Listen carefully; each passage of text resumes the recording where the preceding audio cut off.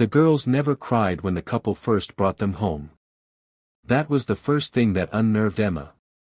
Children who had spent their lives in foster care, shuffled between strangers and institutions, usually arrived with tears, tantrums, or at least hesitation. But Lily and Sophie walked into the farmhouse as though they had always belonged there. Their small hands stayed clasped together, their eyes darting not at the house itself, but at the shadows in the corners, the dim spaces beneath the staircase, the closet with its door that didn't quite shut. Emma watched them from the kitchen doorway, her husband Daniel carrying in the last of their boxes. She had imagined this moment countless times, the dream of starting a family after years of infertility, of giving her maternal instinct somewhere to finally rest. Yet now that the girls were here, something about them unsettled her. They were pale, silent, their faces unreadable. "Do you like it?" Emma asked gently, crouching down to their level. "This is your new home now." Neither girl spoke. Sophie, the younger, simply tilted her head toward the hallway, her dark hair slipping across her face. Lily's lips moved as though whispering to someone just out of earshot, but no sound escaped. Daniel entered then, his cheerful voice filling the silence. "This is a fresh start for all of us. A family." He kissed Emma on the cheek, his optimism a lifeline she clung to. "Right, girls?" Both nodded in eerie unison. That night, Emma tucked them into their new beds, pressing stuffed animals into their arms. They lay rigid beneath the blankets, their eyes wide open. "You don't have to be afraid anymore," Emma whispered, brushing Sophie's hair back. "You're safe here." Sophie blinked slowly. "She doesn't like it when you say that." Emma froze. "Who doesn't like it?" The little girl rolled onto her side, burying her face in the pillow, as though the question itself had been forbidden. Emma kissed their foreheads, switched off the lamp, and left the room, her unease growing heavier with every step. The first week passed in odd quiet. The girls followed one another everywhere, into the bathroom, into the garden, even to the corner of the living room when Daniel tried to entertain them with cartoons. Their silence wasn't like shyness, it was more like reverence, as if they were always listening for something Emma couldn't hear. On the third night, Emma woke to the sound of soft giggling. At first, she smiled, relieved the girls were finally relaxing enough to laugh. She padded down the hall, following the sound to their bedroom. The door was ajar. Inside, the moonlight cut across the floor, illuminating two small shapes crouched near the window. Lily and Sophie faced the darkness outside, their voices whispering hurriedly, giddily, as though speaking to someone they adored. "Girls?" Emma whispered. Both turned at once, their faces pale, their eyes wide. "We weren't talking," Lily said. Quickly. Emma frowned. "I heard." "Shoo!" Sophie pressed a finger to her lips, her eyes darting toward the corner of the room. "You'll make her mad." Emma's skin prickled. "Who?" Neither answered.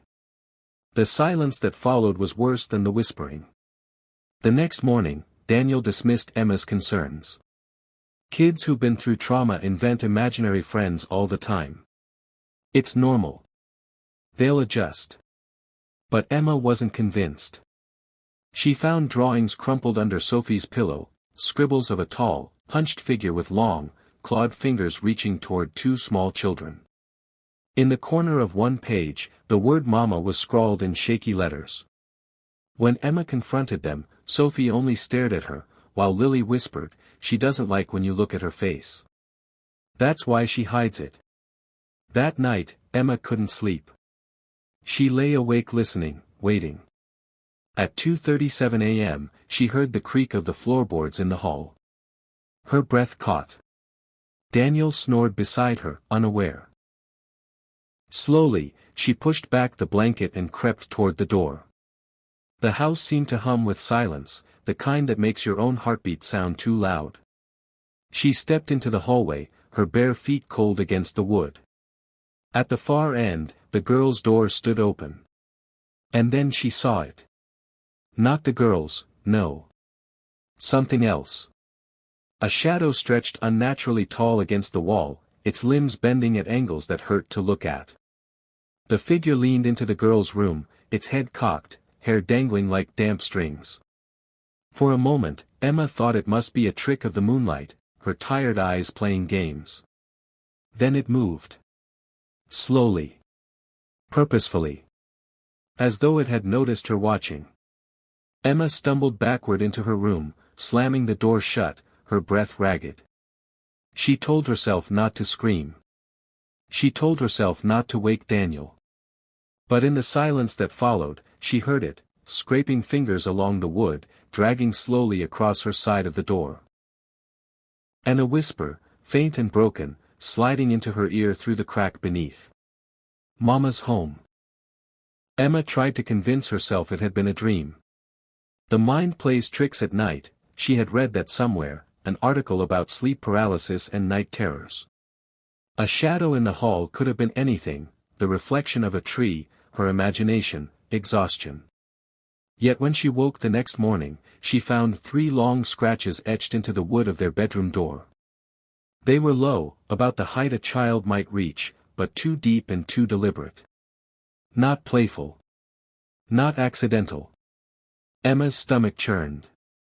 When she showed Daniel, he chuckled nervously. The girls must have done it. Maybe Sophie sleepwalks. It doesn't mean. It wasn't the girls. Her voice trembled more than she meant it to. Daniel touched her arm. You're tired. You've been wound so tight since the adoption. I think you're seeing things because you're afraid of messing this up. But we're doing fine. The girls are safe here. Safe. The word was starting to feel like a lie. That evening, Emma tried again to bond with Lily and Sophie. She set out paints and paper at the kitchen table, hoping to coax them into something normal, something that would make the house feel less cold. Sophie dipped her brush into the red paint immediately, slashing frantic lines across the page. Her strokes were sharp, violent, almost frantic. Lily painted slower, careful shapes, a circle, then 2 smaller circles inside. "What are you painting, sweetheart?" Emma asked gently. Lily lifted the paper and showed her. A tall, black figure with a round, hollow face. Beside it, 2 small stick children, their hands held by the larger shape. Emma swallowed. "Is that Mama?" Lily's lips twitched, not quite a smile, not quite a frown. "She's here," she whispered. "She followed us." Sophie looked up then, her paintbrush dripping crimson onto the table. "Mama doesn't like you." The words sliced through Emma like ice water. Before she could respond, the overhead light flickered violently, then went out. The kitchen plunged into darkness, the faint hum of the refrigerator dying as if the power had been ripped away. And in that silence, something shifted in the room. A coldness, not just of temperature, but of presence. A weight. Emma's breath hitched. She reached across the table, fumbling for the girls' hands, but found only their cold fingers already intertwined. From the corner of the room came a sound. A slow, guttural creak, like old wood bending. Then, a whisper. Faint, broken. "Mine." The lights flickered back on. The girls sat perfectly still, their painting smeared red. Emma's hand trembled so badly she nearly dropped the brush she didn't remember holding. That night, Emma lay awake staring at the ceiling. Daniel slept soundly beside her, as always, the picture of calm. She wondered how he couldn't hear it, the way the house breathed at night. The faint scratching inside the walls. The footsteps that creaked too slowly to belong to children.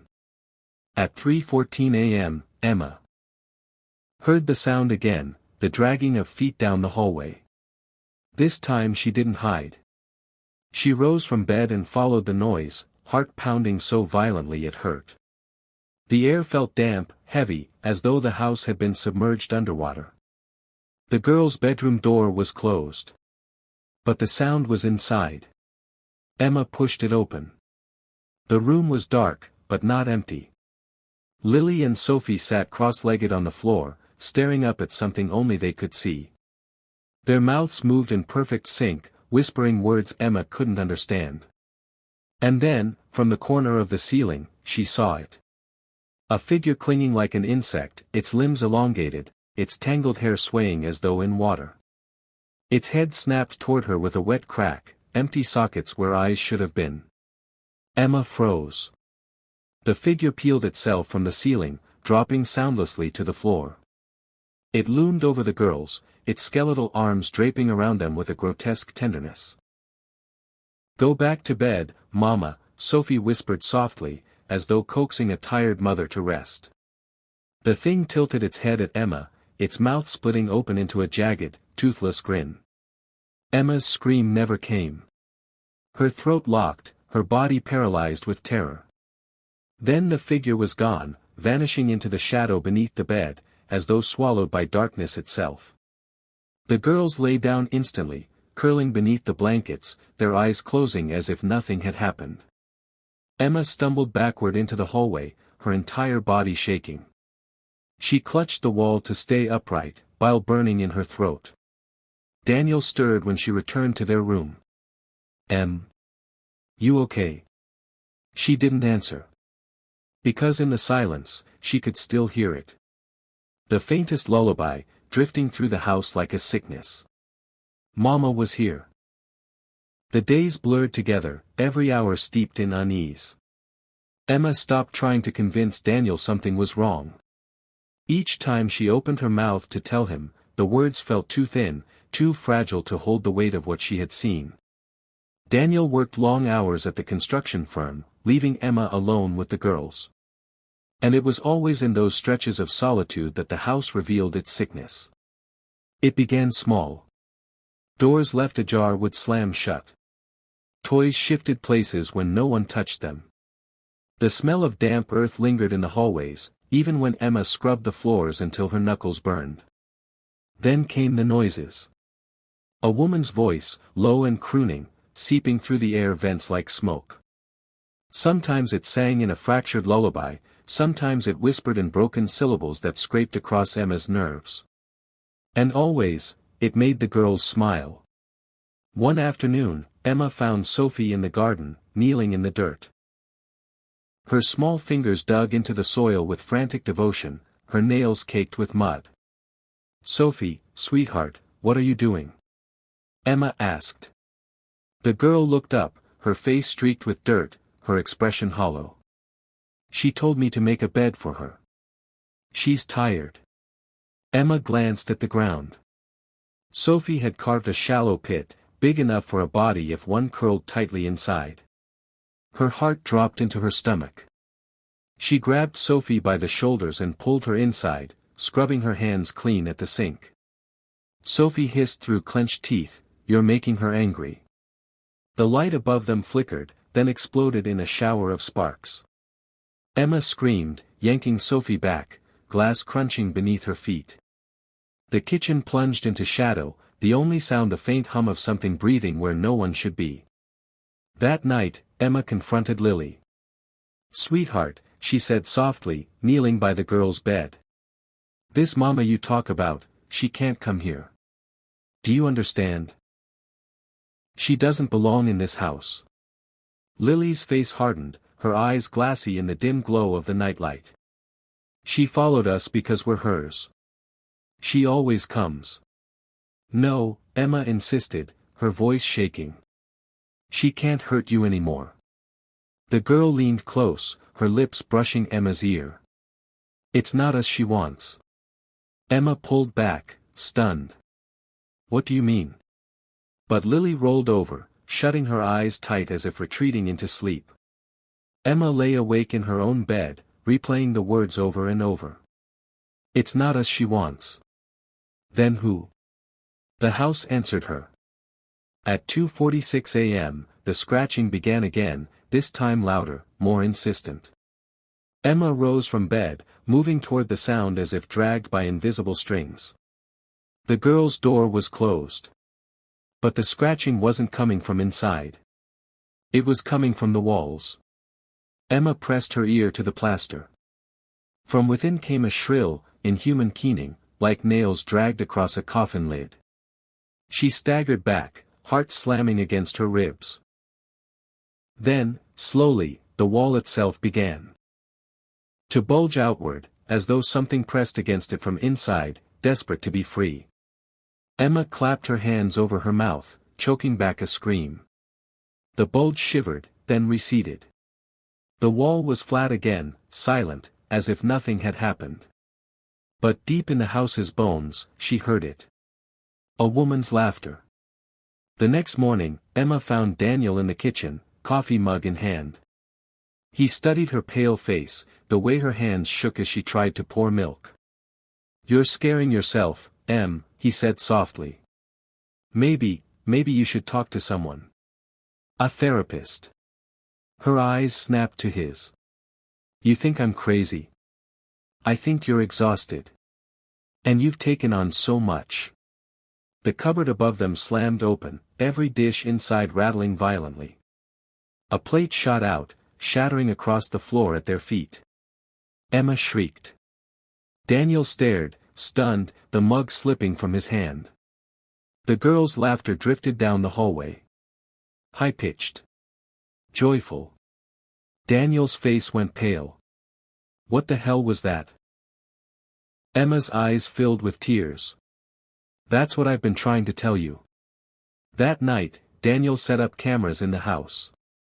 "If something's happening, we'll see it," he said, trying to mask the tremor in his voice. Emma prayed the cameras would capture the truth, that they would prove she wasn't losing her mind. But deep inside, she feared the truth would be worse. Much worse. As she tucked the girls into bed, Sophie whispered, "She doesn't like being watched." Lily giggled, pulling the blankets to her chin. "She'll show you." And in the still hours of night, when the cameras blinked their red eyes into the dark, Emma felt it, the shift in the air, the crawling weight pressing against her chest. Mama was awake. The next morning, Daniel reviewed the footage. He hadn't slept, his eyes ringed with shadows, his hands trembling as he scrolled through the timestamps. "Most of it's nothing," he muttered, his voice hollow. "Empty rooms. The girls sleeping. Us sleeping." Emma hovered behind him, clutching her robe tight around her body. She could hear the desperation in his tone. He wanted nothing more than to find nothing, to close the laptop and pretend their life was ordinary. Then they saw it. At 3:12 a.m., the camera in the girls' room flickered. For 3 seconds, the screen warped, static crawling across the frame. And then, clear as day, a shadow leaned over Sophie's bed. It wasn't the shape of a woman, not entirely. Its limbs bent the wrong way, long and jagged like broken branches. The shadow caressed Sophie's cheek with what looked like claws. The child smiled in her sleep. Emma clapped a hand over her mouth. Daniel slammed the laptop shut, his knuckles white. That's not real," he whispered, his denial cracking at the edges. Emma's voice shook. "You saw it. We both saw it." The girls padded into the kitchen just then, their hair tangled, their faces pale. They sat silently at the table, their eyes fixed not on their parents, but on the hallway behind them. Emma turned, but the hallway was empty. By evening, Emma couldn't stop thinking about what she'd seen. She needed answers. Needed to know what kind of force had wrapped itself around her family. When Daniel left for work, she dug through the girls' adoption files. Buried in the paperwork was a name, St. Gertrude's Home for Children. She dialed the number with shaking hands. The woman on the other end sighed when Emma explained who she was. "Those girls, they've been through things you wouldn't believe." They never spoke of their years before the orphanage, except for one name. Emma's chest tightened. "Mama?" The line went silent for a long, unbearable moment. Then, "Yes." They whispered it in their sleep. Sometimes screamed it. "We thought it was just a coping mechanism. An imaginary mother figure. But what? They weren't the only children. The woman's voice dropped to a whisper. 2 others lived with them, briefly. Both died in their sleep. No explanation. Their faces frozen like they'd seen something that terrified them. Emma's stomach churned. Listen, the woman said firmly. If you value your sanity, don't dig deeper. Some things follow you when you ask too many questions. Emma hung up, her hands shaking uncontrollably. That night, she couldn't resist. She scoured old archives online, searching for anything about the girl's origins. Hours passed, the glow of the screen burning her eyes. Then she found it. An article dated nearly a century ago, local woman leaps from cliff with infant in arms. Infant lost. Body never recovered. The name of the woman, Edith Brennan. But in the margins of the scanned document, a handwritten note. They called her Mama. She never let go. Emma's heart thudded painfully. Edith, Mama, wasn't just a story. She was history. A wound that had never healed. And somehow, she had found her way here. Emma's research became obsession. She read accounts of other families plagued by similar hauntings, scraps of folklore about mothers who refused to release their children even in death. Always the same pattern: jealousy, rage, possession. She looked up from the papers spread across the dining table to find Lily standing in the doorway. Her eyes gleamed in the dim light. Don't make her angry, Lily said softly. She doesn't like when people talk about her. Emma swallowed hard. Lily, did Mama tell you that? The girl nodded slowly. She says you're trying to take us away. But we're hers. Emma's throat tightened. You're not hers. You're mine now. You're safe with me. Lily tilted her head. You keep saying that. And then, from somewhere deep in the house, came the sound of laughter. A woman's laughter, sharp, brittle, echoing through the walls. The girls smiled. Emma's skin crawled. That night, Emma woke with a start. Her chest was heavy, as though something pressed down on her. Her eyes darted to the corner of the room. There she was. A woman-shaped figure, her spine crooked, her long hair dripping strands of shadow. Her face was pale and hollow, like a mask that had forgotten what flesh looked like. Emma couldn't breathe. The figure leaned forward, its jagged mouth twitching as it whispered, broken and wet. Mine. Emma gasped, and the figure was gone, vanished as though swallowed by the dark. Beside her, Daniel still slept, oblivious. Emma curled into herself, trembling, tears streaking down her cheeks. Because she understood now. This wasn't just haunting. It was possession. Mama hadn't come for the girls. She had come for her. Daniel no longer dismissed it. After Emma's breakdown the night before, she had shown him everything: the archives, the adoption files, the photographs of Edith Brennan. He had seen the scratches on their door, the flickering lights, the shattered dishes. He could not deny the evidence anymore, not after waking at dawn to find every chair in the dining room stacked in a perfect, swaying tower that collapsed the moment he stepped inside. Something's in this house, he whispered, his voice thin, broken. And it wants them. Emma shook her head. Not just them. Me. Daniel's eyes flicked to hers, searching for the meaning in her trembling words. But before she could explain, a scream ripped through the house. The girls. They found Sophie in her bedroom, thrashing in her bed as though invisible hands were pinning her down. Her mouth gaped in a silent wail, her limbs jerking violently. Lily crouched in the corner, her face disturbingly calm. She's trying to take her back, Lily said quietly. She says Sophie belongs to her. Daniel lunged forward, pulling Sophie into his arms, but the child's body contorted in ways that made Emma's stomach twist. Her back arched, her jaw snapped, her small hands clawed at the air. Stop it. Emma screamed into the shadows. Leave her alone. The lights blew out. The room drowned in darkness. And in that suffocating void, they all heard it. A lullaby. Crooked, jagged, off-key. The sound of a dead mother rocking her baby to sleep. Sophie went limp in Daniel's arms. Emma scrambled to her, shaking her gently. Sophie. Sweetheart, open your eyes. The girl's lids fluttered. She whispered one word. Mama. They barricaded themselves in the living room. Daniel dragged the couch against the door while Emma clutched the girls close, her hands trembling. This won't stop her, Lily murmured, staring past the barricade with unnerving calm. Emma's voice cracked. Why aren't you afraid? She loves us. Lily's eyes gleamed. It's you she hates. Emma pressed Sophie tighter against her chest, shivering at the child's feverish heat. From the other side of the barricade came the sound of nails dragging across wood. Slow, deliberate. Then a whisper, thin as air. Mine. The barricade rattled violently.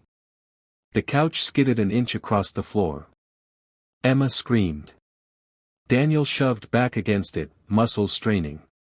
Get them out of here, he shouted.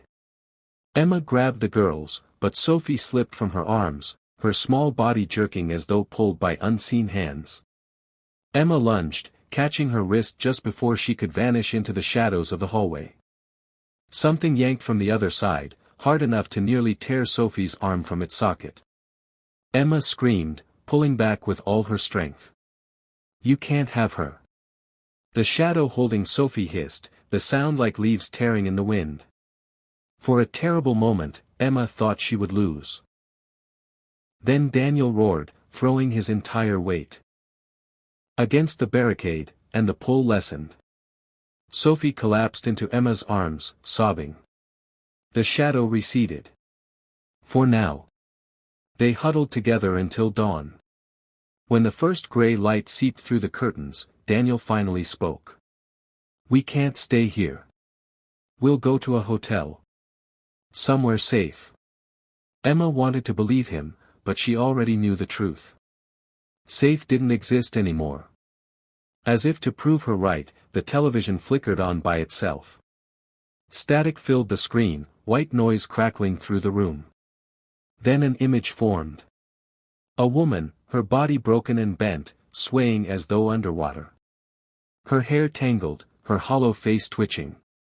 Mama, Sophie whispered, almost lovingly. The figure reached through the static, a pale, clawed hand pressing against the glass from the inside. Emma's blood froze. The television screen cracked. A fissure split down the middle like a wound, black smoke curling from it. Turn it off. Emma screamed. Daniel lunged, yanking the plug from the wall. The screen went black. But the whisper lingered in the room. Mine. That night, sleep was impossible. Emma sat awake, watching the girls breathe, her heart hammering every time their faces twitched in dreams. Daniel sat in the hallway, a baseball bat across his lap, as though wood and nails could protect them from something that didn't belong to this world. And then it happened. The girls' bedroom door opened on its own. Slowly. Cold air seeped out, carrying the scent of earth and rot. In the doorway stood Mama. Her crooked body swayed, her arms spread wide, claws dragging across the floor. Her head lolled to the side, her jaw unhinging, the sound of bones grinding echoing through the house. She stepped forward, her eyes, empty holes, fixed on Emma. Daniel raised the bat, his voice breaking. Stay away. But Mama didn't even flinch. She wasn't after him. Her gaze locked on Emma. And in a voice that rattled the walls, she shrieked. Mine. The house had become a grave. Every corner breathed with Mama's presence. Every shadow trembled like it was alive. Emma felt the air grow heavier with each passing hour, as though the walls themselves were closing in, trapping them inside with the thing that wanted her. Daniel tried to be strong, but Emma saw his fear gnawing at him. He carried the bat like a cross, his knuckles pale, his eyes bloodshot from sleepless nights. He whispered promises of escape, of hotels, of running away, but Emma knew Mama wasn't bound to walls or windows. She was bound to them. Especially her. Emma's obsession deepened. In the brief hours when Mama's presence faded, she dug into Edith Brennan's history. She discovered fragments of old testimonies, neighbors whispering of Edith's descent into madness after losing her child, of her voice heard singing to someone who wasn't there, of strange figures seen in the trees outside her window. The most damning piece was a diary page, scanned in an old archive. They say my baby is gone.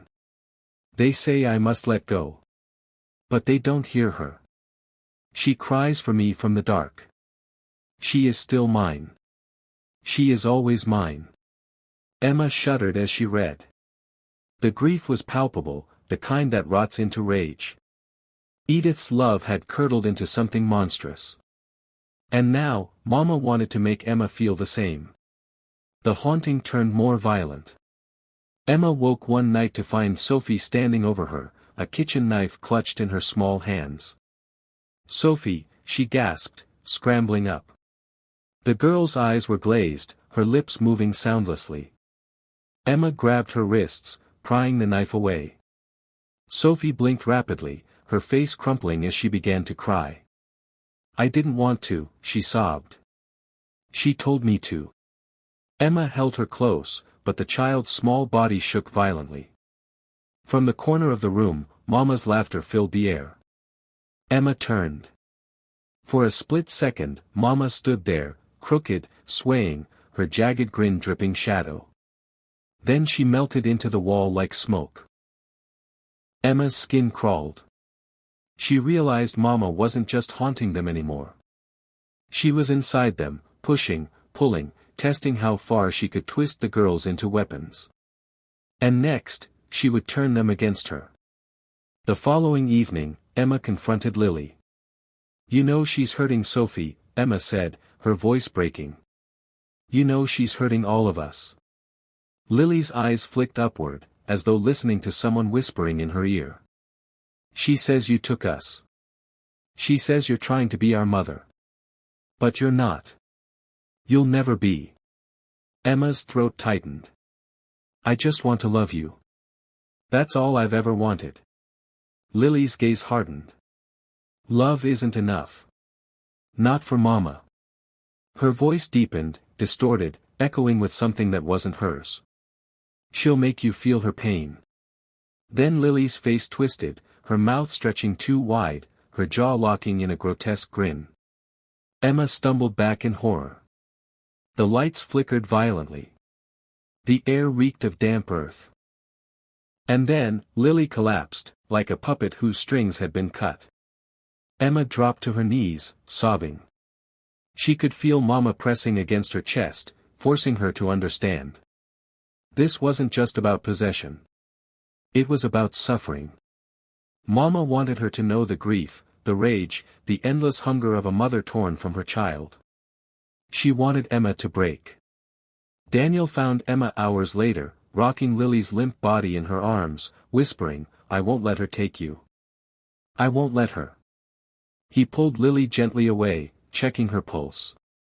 She stirred faintly, alive but drained, her lips whispering one word in her sleep, Mama. Daniel's face was ashen. We have to end this. Whatever it takes. Emma nodded, but her stomach clenched with dread. How could they fight something that had already died? That night, Emma dreamt of a cliff. She stood at its edge, wind howling, the void yawning below. And there was Mama, her body twisted, her arms clutching a swaddled bundle. Her eyes, hollow and endless, locked onto Emma's. You don't know what it is to lose, Mama crooned, her voice warped and wet. But you will. She stepped closer, extending the bundle toward Emma. The cloth unwrapped. Inside was nothing but bones, brittle and blackened, a child long decayed. Emma screamed and stumbled backward. And woke in her bed, drenched in sweat, her throat raw. Beside her, Daniel slept. The girls slept. But in the silence, she heard it. The soft, broken wail of an infant. Echoing through the house. Closer. And closer. Until it was in the room with her. The crying didn't stop. It threaded through the house, soft and broken, the sound of a newborn who had never grown, never been soothed. Emma followed it, barefoot on the cold floorboards, her heart battering her ribs like a caged bird. She knew Daniel and the girls slept behind her. She knew she should stay. But the cry was pulling her, needling into her chest like a hook. It led her down the hallway, down the staircase, into the living room where the moonlight spilled in pale strips. And there she was. Mama. Her crooked body hunched over the couch, her long fingers cradling an invisible bundle. Her hair swayed as though underwater, her face hidden by strands that writhed like black veins. The cry came from her arms, but Emma could see the truth, there was nothing there.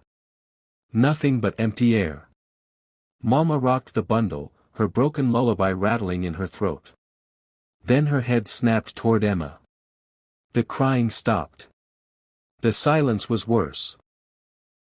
Mine, Mama croaked, her voice echoing from the walls, from the floor, from inside Emma's skull. Emma staggered back. You can't have them.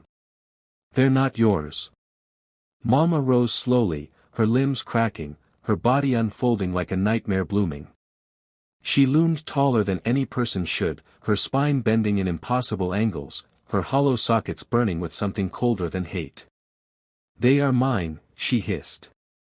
You will feel what I felt. You will lose what you love. The walls shuddered. Upstairs, the girls screamed. Emma spun toward the sound, but Mama was already gone, a smear of shadow streaking up the staircase. Daniel! Emma cried, sprinting after her. The hallway warped as she ran, stretching longer and longer, doors multiplying on either side. Every door she opened revealed only blackness, until finally, at the end, she found their bedroom. Daniel lay on the floor, blood seeping from a gash across his forehead, his bat snapped in two beside him. The girls cowered in the corner, their faces twisted with terror. Mama hovered above them, her skeletal hands reaching down, claws grazing their hair. Emma lunged forward, shoving herself between Mama and the children. Take me instead. Leave them. For a moment, the spirit stilled. Her head tilted, her jagged mouth twitching into something like a smile. Yes, she rasped. You will be mine. Her claws shot forward, plunging into Emma's chest, not tearing flesh, but deeper, ripping into the core of her, her grief, her love, her very will to live. Emma screamed as her vision warped, her body convulsing. She saw flashes of Edith Brennan's life, her baby ripped from her arms, the endless grief, the leap from the cliff, the moment of weightless terror before the rocks. She felt it all. The loss. The madness. The rage. Emma collapsed to the floor, gasping. The girls clutched her arms, sobbing, Don't let her take you, Mama, don't let her.